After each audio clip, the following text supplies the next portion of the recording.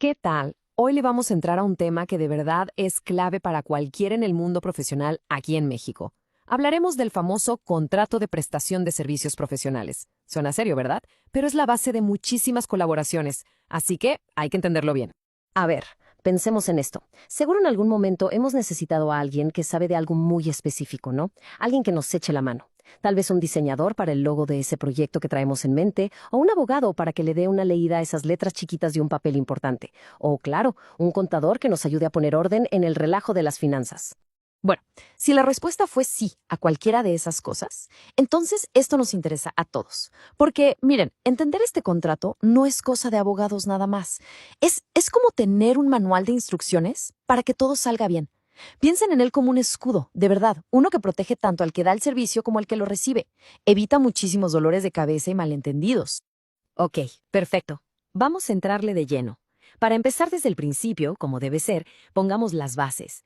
¿Qué es exactamente este contrato y quiénes juegan en este partido? En el fondo, es bastante sencillo.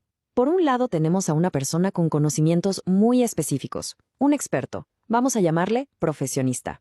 Y por el otro está alguien, el cliente, que necesita justo de esa ayuda. Entonces, ¿qué pasa? Hacen un trato. El profesionista hace su trabajo y el cliente paga por ese trabajo.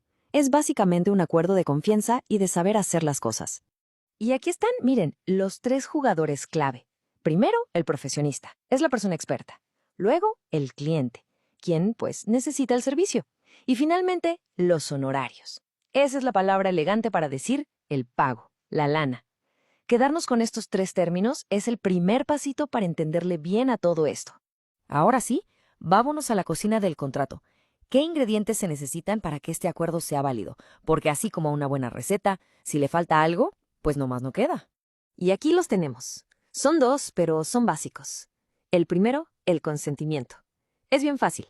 Es cuando una parte dice yo te ofrezco esto y la otra responde, va, me late, lo acepto. Es el apretón de manos, digamos. Y el segundo es el objeto. Este tiene dos partes. Por un lado el servicio, o sea, ¿qué se va a hacer exactamente? Y por el otro, la retribución, los honorarios. Sin estas dos cosas, simple y sencillamente, no hay contrato. Entonces, la pregunta del millón, ¿cómo se decide cuánto se va a pagar? La ley es súper clara en esto, y la palabra clave es común acuerdo. Esa es la regla de oro. Lo primerito y lo más importante es que las dos partes se sienten, platiquen y digan, ok, estamos de acuerdo con este monto. Así de fácil. Pero, siempre hay un pero, ¿verdad? ¿Qué pasa si, por las prisas o lo que sea, nunca se habló claro del dinero? O peor, ¿qué pasa si no se ponen de acuerdo? ¿Quiere decir que el trabajo fue de a gratis? ¡Para nada! La ley tiene una respuesta para eso. Y aquí es donde entra la ley como árbitro. Si no hubo un acuerdo, un juez puede fijar el pago. ¿Y cómo le hace? Pues se fijan estas 5 cosas. Primero, ¿qué se acostumbra a pagar por un trabajo así en ese lugar? Segundo, ¿qué tan complicado fue el trabajo? Tercero, la importancia del asunto. Cuarto, las posibilidades económicas del cliente. Y quinto, qué tan reconocido o qué reputación tiene el profesionista. Por todo esto, se ve por qué es 1000 veces mejor dejarlo claro desde el principio, ¿no?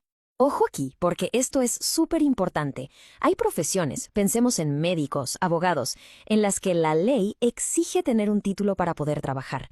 Y el Código Civil es tajante con esto. Y el resumen es este, así, directo y sin rodeos. Si la ley te pide un título para ejercer tu profesión y no lo tienes, legalmente no tienes derecho a cobrar. Así de fuerte.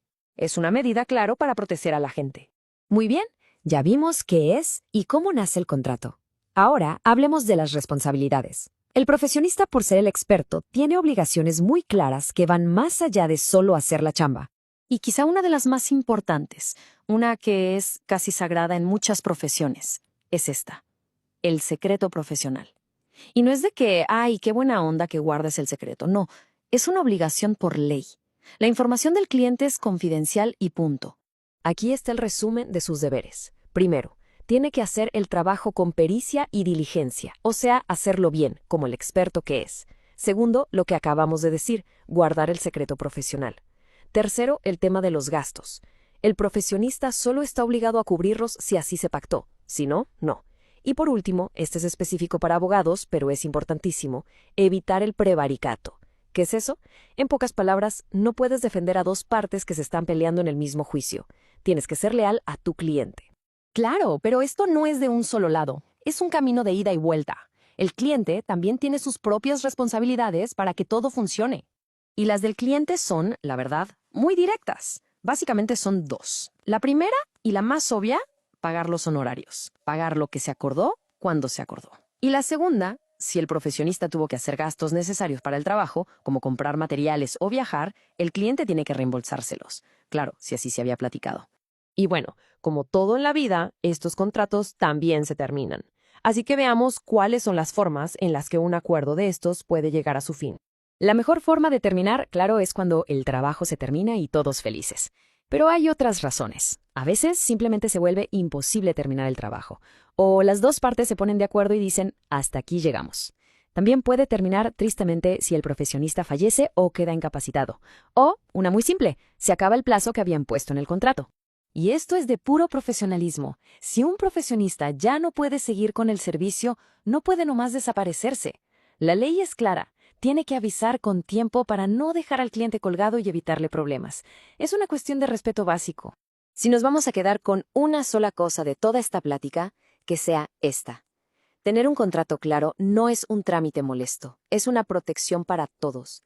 Un papelito bien hecho donde diga qué se va a hacer, cuánto va a costar y quién es responsable de qué, es la mejor garantía para que las cosas salgan bien. Así que, la próxima vez que estemos por contratar a un experto o por ofrecer un servicio, vale la pena preguntarnos, ¿está todo claro? ¿Los roles, el pago, las obligaciones? Conocer estos puntos nos da el poder para crear acuerdos más justos y claros para todos.